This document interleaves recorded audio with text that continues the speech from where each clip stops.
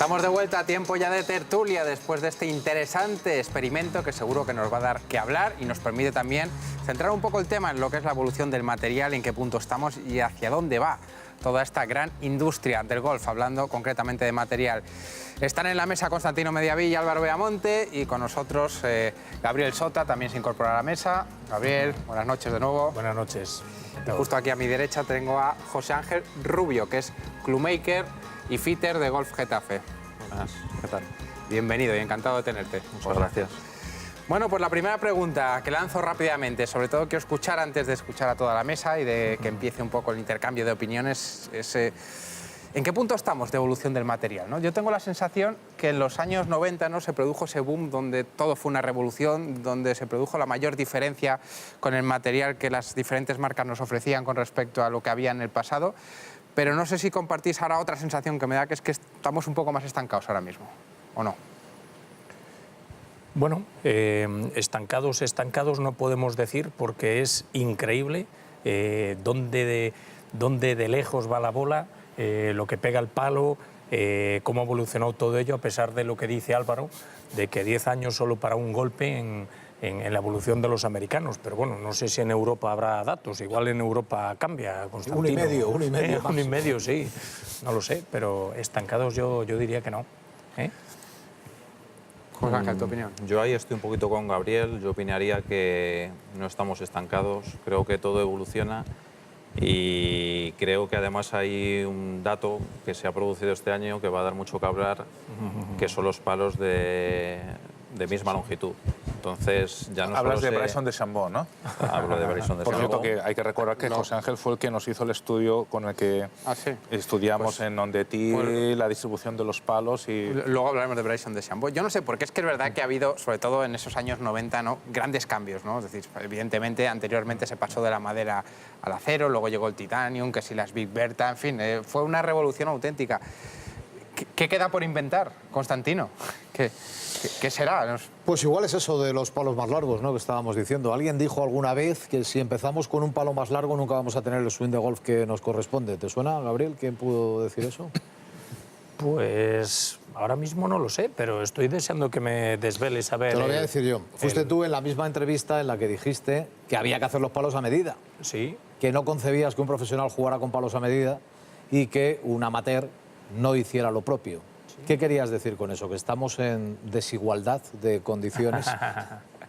Bueno, es verdad que muchas veces lo que ocurre es que el profesional está rodeado, pues, de marcas, de material, de componentes que le facilitan mucho el trabajo, y a través de prueba-error, que es la investigación más natural y más lógica del mundo, pues llegas a conclusiones que este palo es mejor y este no me funciona, y resulta que efectivamente a través del fitting grandes expertos tanto en fitting como en construcción y fabricación de palos, pues o sea, es decir, ya tienen sabemos, tablas ya de todo ello. Ya sabemos que Sí. un amateur con unos palos a medida ¿Sí? puede avanzar más.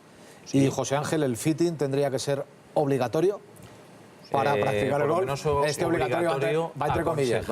Aconsejable.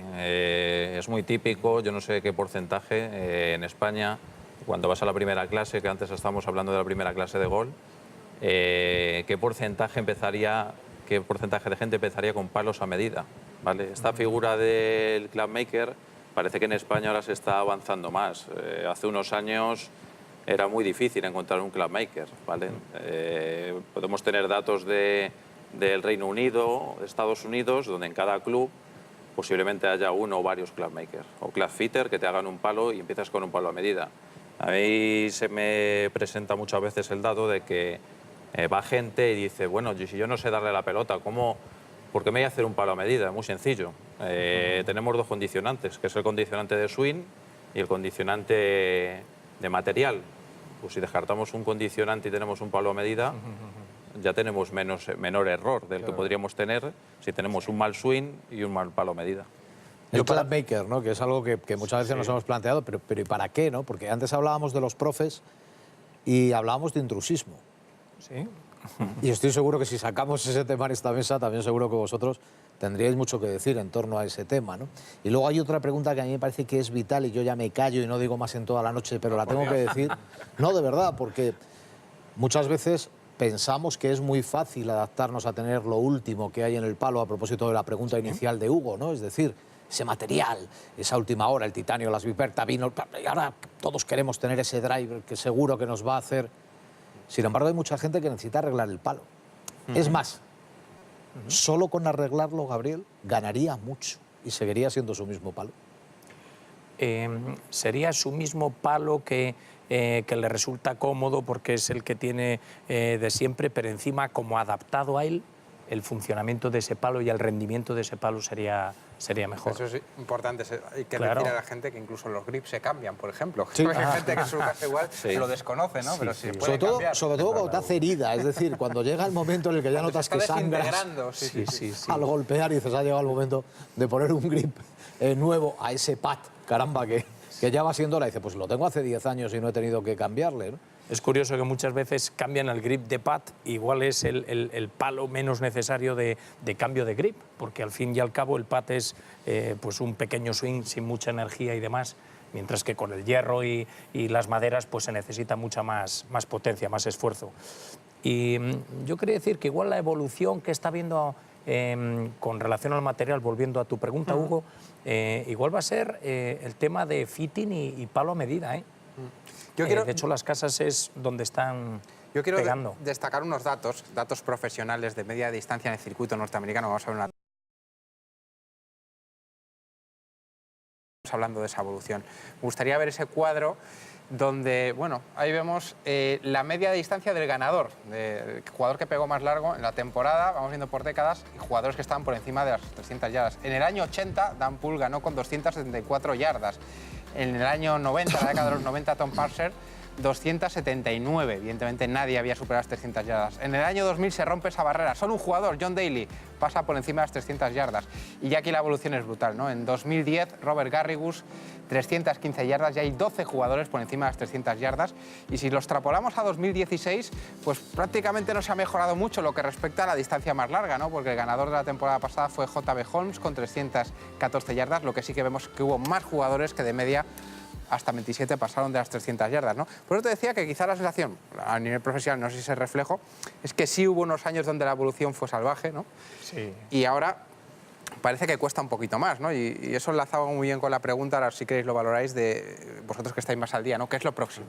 ¿Qué viene detrás de todo Es que esto? esto se podría enlazar, porque también ha habido el propio COI y las revistas especializadas del deporte han publicado un estudio muy interesante en el que dice que los récords como tales se van a paralizar a partir de 2025, ya no va a haber no se van a batir tantos récords del mundo, récords olímpicos, como los que se han batido en el pasado, ¿no? ¿Por qué? Porque está llegando un momento en el que el cuerpo humano está llegando al límite de su rendimiento. Lo que hemos visto en esa estadística es claro. Hay más jugadores que han pasado de 300 yardas, pero el top no ha mejorado, porque llega un momento en el que no se va a poder mejorar. Si yo no sé qué tecnología vas a poder aplicar que te dé de repente otro salto cualitativo de 15 o 20 yardas más, como hemos visto en ese cuadro, si el cuerpo ya no puede llegar a un límite. Y estamos viendo lo que está sucediendo con los cuerpos que llegan al límite. Lo tenemos en Tiger Woods y lo tenemos en Jason Day, que probablemente son los jugadores que con más velocidad se han movido en la bajada a través del impacto, que al final el cuerpo se rompe. Entonces, estamos llegando a un límite físico, pero sin embargo están empezando a llegar otros jugadores que quizás no estaban a ese límite. Por lo tanto, para mí, la estadística de distancia se va a quedar por ahí, no va a subir mucho más. José Ángel. Muchas veces cuando nos ceñimos al tema de la distancia estamos viendo sobre todo tema de driver, ¿vale?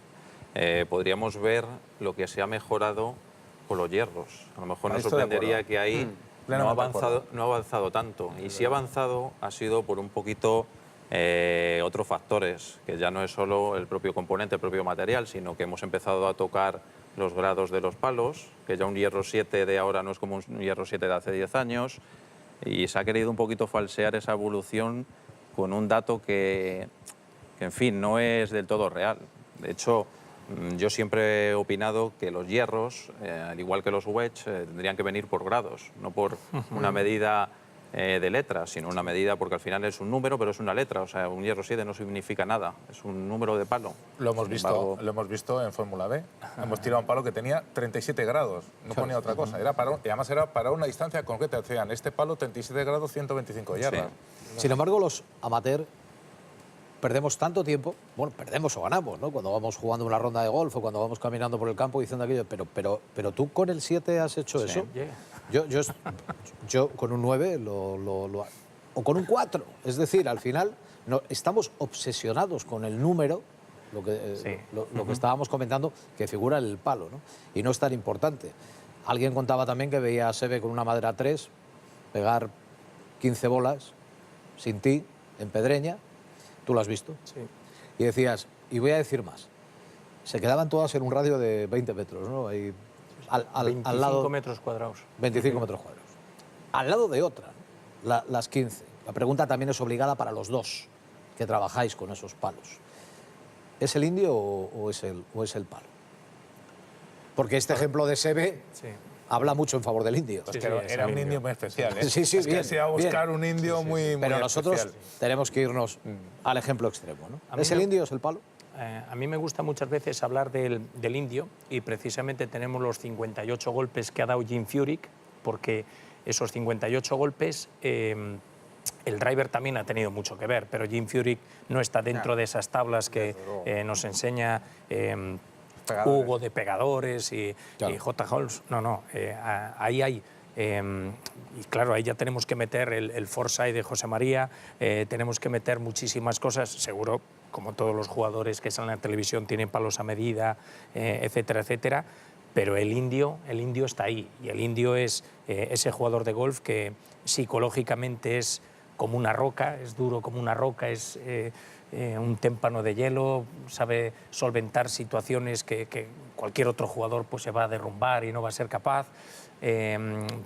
Bueno, en Pedreña teníamos el sistema de tirar las bolas e ir luego a buscarlas, lo cual, como muchas veces llovía, lo que había que hacer era dejarlas todas muy cerca para recogerlas pronto con el paraguas y volver y secarlas y volverlas a tirar. Ahora tenemos un monitor de lanzamiento que nos dice cómo de juntas están esas bolas, con lo cual, pues bueno, estamos poco más o menos parejos, lo único, unos sin paraguas y otros con paraguas, pero el kit de la cuestión es...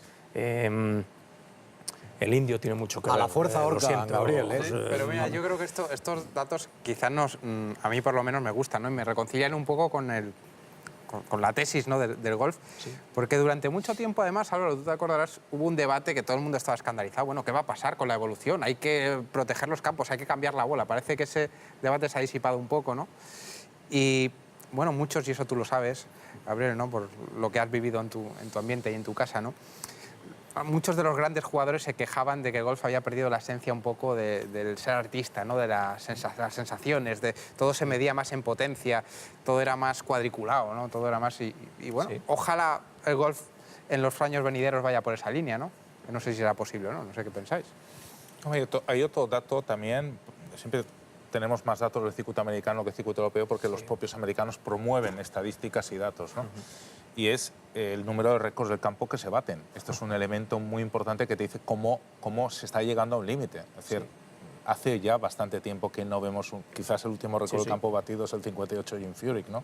Hay récords del campo en Estados Unidos que, por ejemplo, el de Riviera Country Club, que no es un campo realmente largo, está desde 1998. Está ahí, no se ha batido en los últimos 20 años. Entonces, cuando no se bate en récord del campo, cuando no se mejora ya la estadística de distancia con el driver, estoy de acuerdo contigo de que los hierros han cambiado mucho y DeChambeau va a traer cola, ¿no? Vamos a esperar a que Cobra saque esos palos en el mes de enero o febrero, veremos qué es lo que sucede. Yo creo que por ahí puede ir más la evolución, más por los hierros, más que por el driver, que estamos llegando casi a un límite.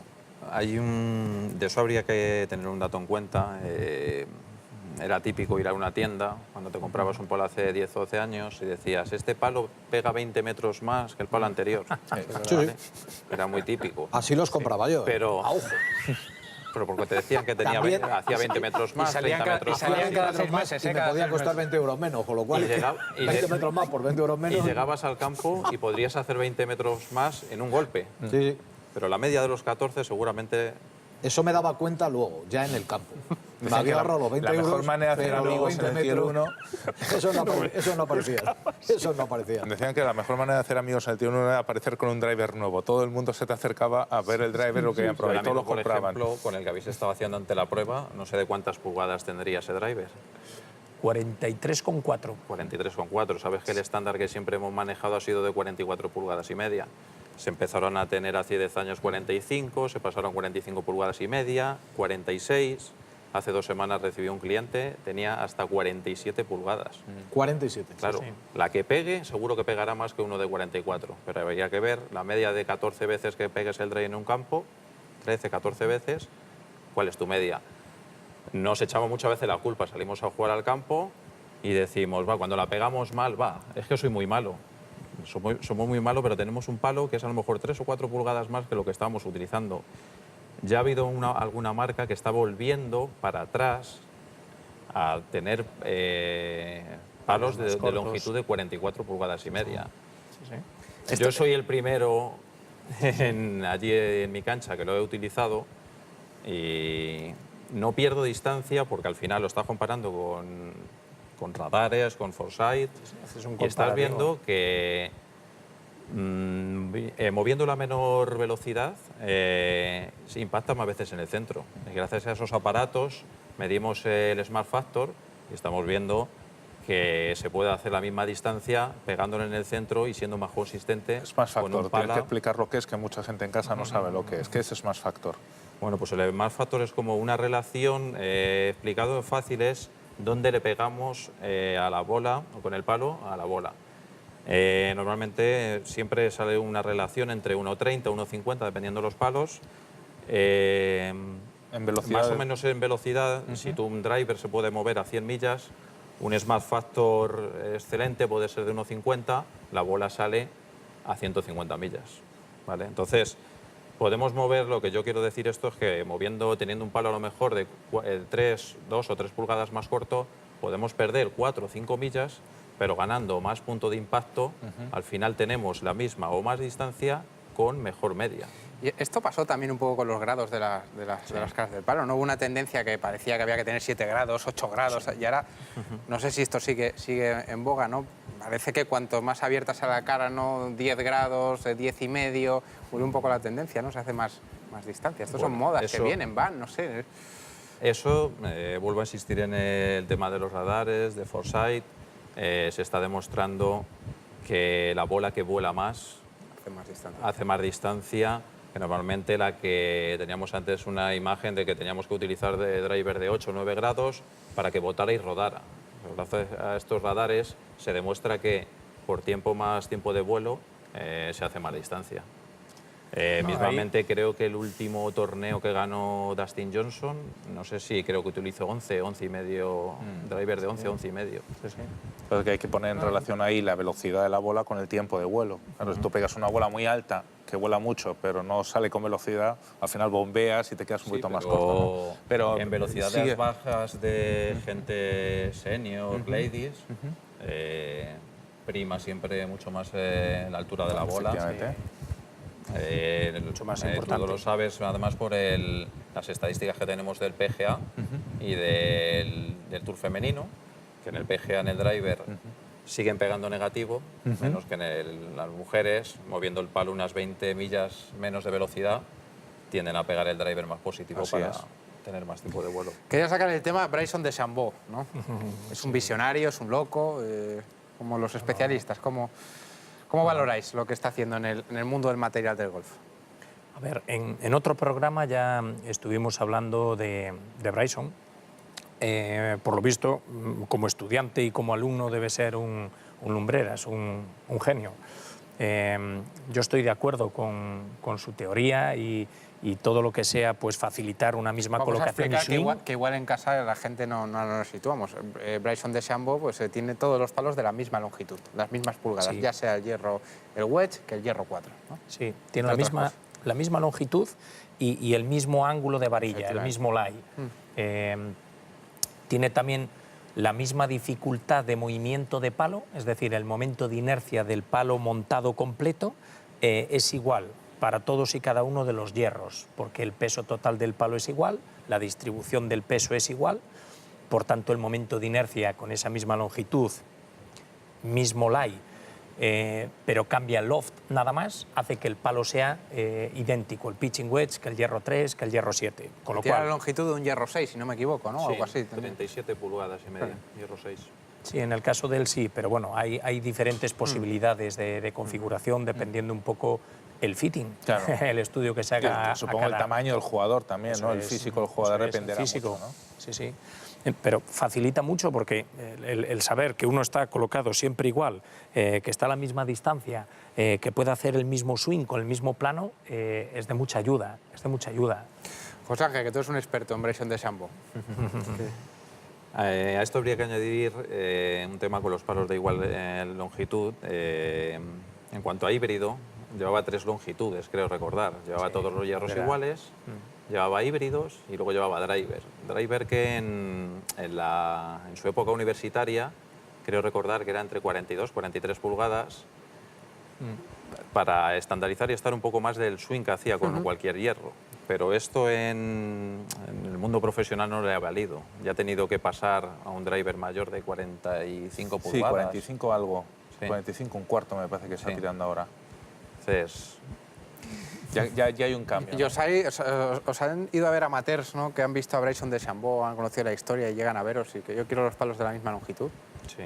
Sí.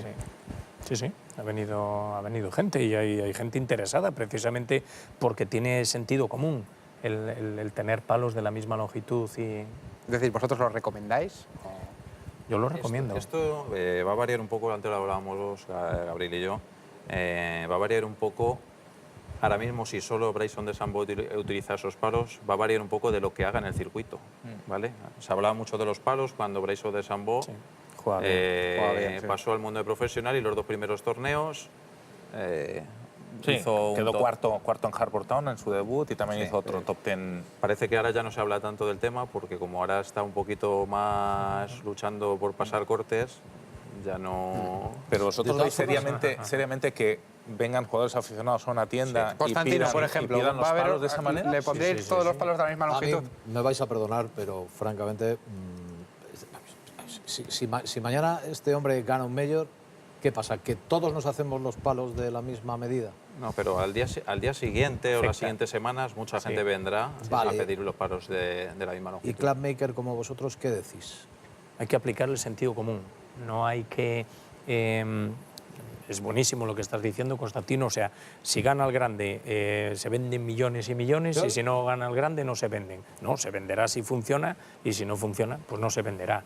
De verdad, espero que José Ángel esté de acuerdo conmigo. Misma colocación y mismo swing de los hierros, creo que es una cosa muy buena. Hay estudios y el mismo Tom Wilson y demás confiesa que hay problemas con los hierros más largos porque si uno no tiene motor, si uno no tiene velocidad de swing, con un palo que es igual de largo que el pitching wedge, pero tenemos muy poco loft, pues la bola no despega.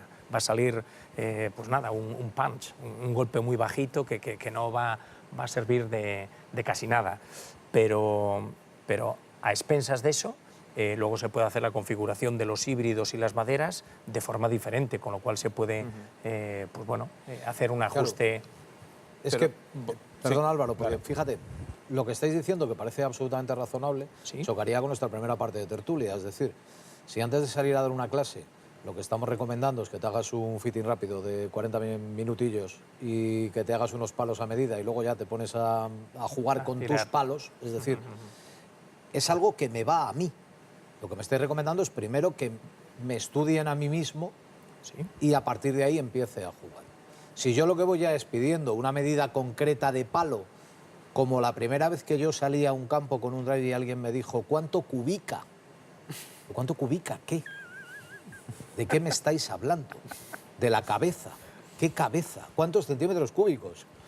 Era incapaz de, Motociclismo. pero era incapaz de poder contestarle. Si estuviera Valentín Requena por aquí, podría hablar de la moto, ¿no? Y contar exactamente qué es lo que está pasando.